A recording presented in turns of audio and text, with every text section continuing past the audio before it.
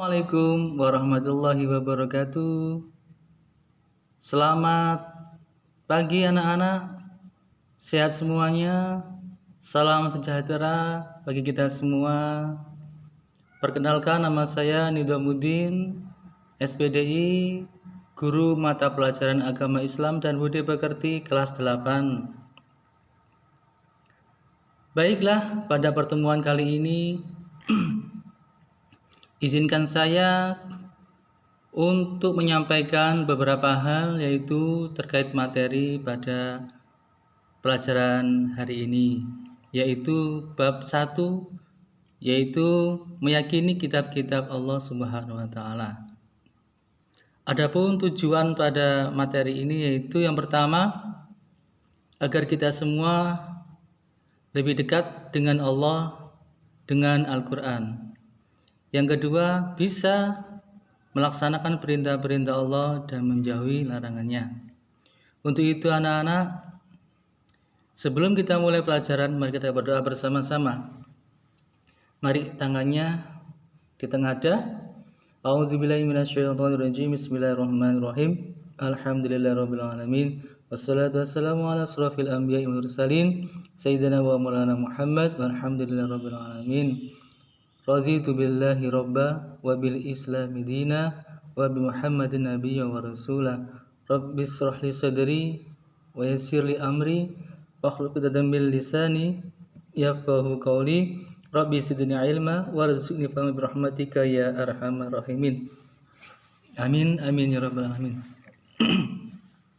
Baiklah anak-anak, sebagaimana kita ketahui bahwasanya kitab Allah itu ada 4 macam, yaitu kitab Taurat, kitab Zabur, dan kitab Injil. Kemudian marilah kita renungkan sebelum kita melanjut lebih dalam mengenai mengimani kitab-kitab Allah. Apabila kita menaiki sebuah kendaraan di jalan, baik itu sepeda motor, mobil, ataupun sepeda yang tidak memiliki tujuan yang jelas, kita hanya naik dan tidak tahu akan kemana sepeda atau mobil tersebut berjalan.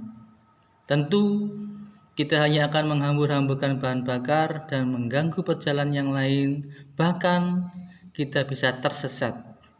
Demikian juga dengan kehidupan manusia di dunia ini anak-anak. Hidup ini tidak memiliki arah yang jelas dan benar, hanya akan menghabiskan usia kita, umur kita menjadi umur yang tidak bermanfaat.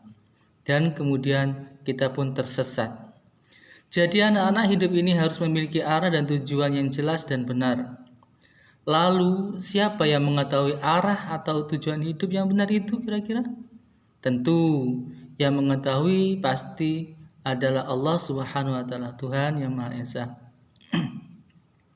Tuhan yang menciptakan manusia, Malikin Nas, rajanya manusia. Tuhan yang Maha Suci Allah, tidak ada yang bisa menghendaki manusia hidup dalam kesesatan. Karena Allah tidak menghendaki manusia hidup dalam kesesatan. Oleh karena itu anak-anak, Dia memberikan arah yang jelas dan cahaya petunjuk kepada umatnya, yaitu tata cara mendekatkan diri kepada Allah, ya, sehingga kelak di akhirat dapat bertemu dengan Allah dalam keadaan menjadi hamba yang dikasihi oleh Allah Subhanahu wa taala. Menghendaki hidup kita ini saling membantu, saling berbahagia, serta menanam berbagai amal kebaikan selama hidup di dunia. Sebaliknya anak-anak, Allah tidak menghendaki manusia saling menyengsarakan, menyakiti satu sama dengan yang lain. Manusia yang dapat menjalani hidupnya dengan benar dan terarah akan merasakan kebahagiaan dalam kehidupannya. Sebaliknya, mereka yang hidup tanpa aturan, seenaknya sendiri, tentu akan lebih sering mengalami masalah, kesulitan, dan kegelisahan. Orang yang tidak pernah mengindahkan aturan juga bisa membuat orang lain di sekelilingnya merasa terganggu anak-anak, bahkan gelisah. Jadi, petunjuk Allah yang tertuang dalam kitab-kitabnya yang diturunkan kepada para nabi dan rasulnya adalah untuk membahagiakan manusia, bahagia dunia dan bahagia di akhirat. Kitab itu benar-benar berisi cara yang dapat membimbing kita untuk meraih kebahagiaan. Sungguh rugi manusia yang gak pernah membaca, memahami, serta memegang teguh kitab suci tersebut.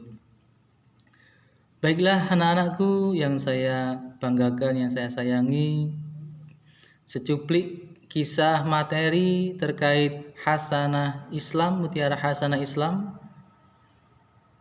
Kalian tentu sudah pernah mendapatkan pelajaran bahwa Allah mempunyai sifat berfirman, kalam. Nah, sebagai dari firman-firman Allah itu tertulis di dalam kitab suci yang bisa kita baca dan kita pelajari. Karena kita yakin bahwa Allah memiliki sifat berfirman atau kalam, kita wajib meyakini keberadaan kitab-kitab yang telah diturunkan Allah kepada Rasulnya tersebut.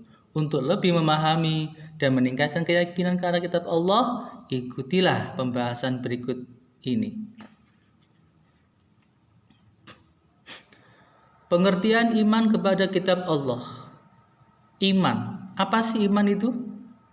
Iman itu adalah percaya. Iman kepada kitab Allah berarti percaya dan yakin dengan sepenuh hati bahwa Allah telah menurunkan kitabnya kepada para rasulnya. Ajaran yang terdapat di dalam kitab tersebut disampaikan kepada umat manusia sebagai pedoman hidup agar dapat meraih kebahagiaan dunia dan akhirat. Sebagaimana dalam firman-Nya dalam surat Al-Maidah ayat 16 yang artinya, dengan kitab itulah Allah memberi petunjuk kepada orang yang mengikuti keridhaan-Nya ke jalan keselamatan, dan dengan kitab itu pula Allah mengeluarkan orang itu dari gelap gulita kepada cahaya dengan izinnya dan menunjukkan ke jalan yang lurus. Semoga kita semua termasuk umat Allah yang mendapatkan hidayah dan mendapatkan jalan yang lurus. Amin, amin ya rabbal alamin.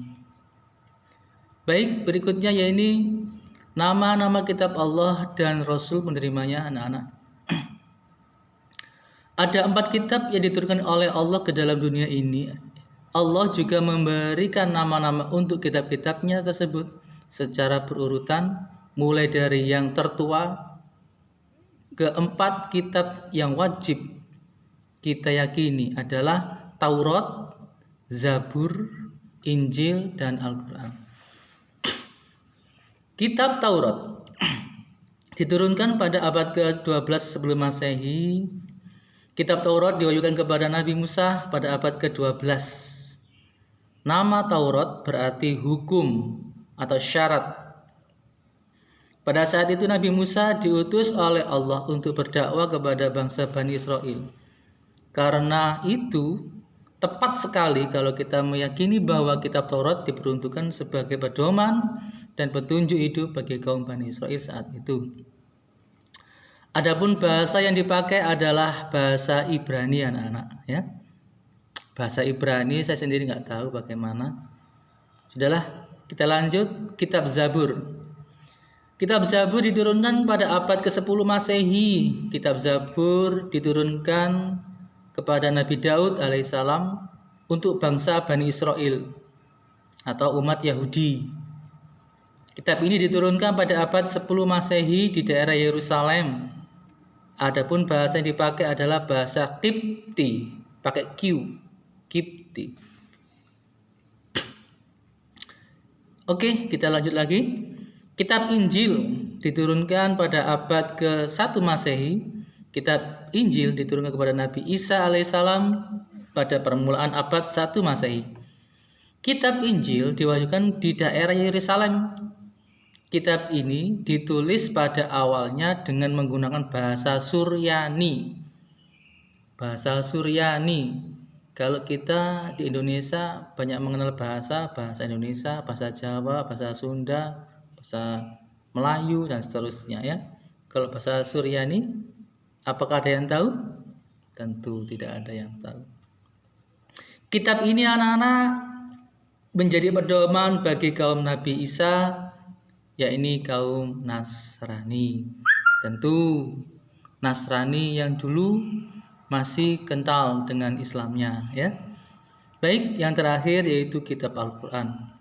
Kitab Al-Qur'an diturunkan pada abad ke-7 Masehi. Kurun waktu tahun 611 sampai 632 Masehi. Kitab Al-Qur'an merupakan kitab yang diturunkan oleh Allah kepada Nabi dan Rasul yang terakhir, yaitu Nabi Muhammad Sallallahu Alaihi Wasallam. Sallu alaihi. Kitab suci Al-Quran diturunkan adalah sebagai penyempurna dan membenarkan kitab-kitab sebelumnya. Nah, adapun ajaran pokok di Al-Quran yang pertama adalah akidah. Apa sih akidah? Akidah itu keyakinan, yaitu hal-hal yang berkaitan dengan keyakinan seperti mengesahkan Allah dan meyakini malaikat-malaikat Allah. Sebagaimana anak-anak yang tertuang dalam surat Al-Ikhlas, pasti kalian hafal ya, yang bunyinya Bismillahirrahmanirrahim. Qul huwallahu ahad, Allahus samad, lam yalid wa lam yulad wa lam yakul lahu kufuwan ahad.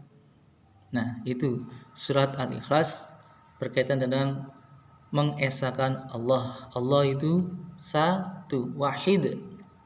Baiklah, yang kedua anak-anak, akhlak atau budi pekerti.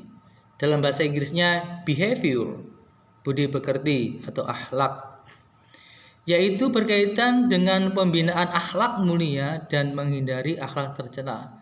Sebagaimana Rasulullah bersabda bahwasanya Rasulullah diutus ke bumi, ke dunia hanya untuk menyempurnakan akhlak yang mulia. Innama bu'istu liutammima makarimal akhlak. Baik, selanjutnya yaitu ibadah ya. Ajaran pokok Islam dalam Al-Qur'an yaitu ibadah. Ya, ini berkaitan dengan tata cara beribadah seperti sholat, zakat, haji, dan lain-lain.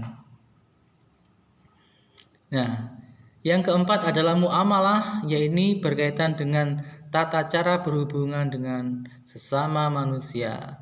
Dalam istilahnya yaitu hablum minan nas. Ya. Baik itu bermusyawarah, bergotong royong, berhidup bermasyarakat dan lain-lain. Atau berorganisasi juga bisa. Baik, yang terakhir yaitu yang kelima, tarikh atau sejarah, yaitu kisah orang-orang umat terdahulu. Kita tahu umat terdahulu seperti zamannya Raja Fir'aun yang mengaku diri sebagai Tuhan, terus kisah Qarun, terus kisah Abu Lahab yang membawa kayu bakar bersama istrinya, nanti disiksa di akhirat nanti. Dan banyak lagi kisah-kisah yang terdapat di dalam Al-Quran. Baiklah, cukup sekian mata pelajaran pada hari ini, yaitu terkait tentang mengimani kitab-kitab Allah. Nanti kita akan lanjut di pertemuan berikutnya. Semoga kita selalu sehat walafiat, diberikan hidayah dan karunia oleh Allah Subhanahu wa taala, terhindar dari semua penyakit, bala, musibah, dan diberikan kesehatan sehat walafiat. Sekian dari saya, mohon maaf atas segala kekurangan.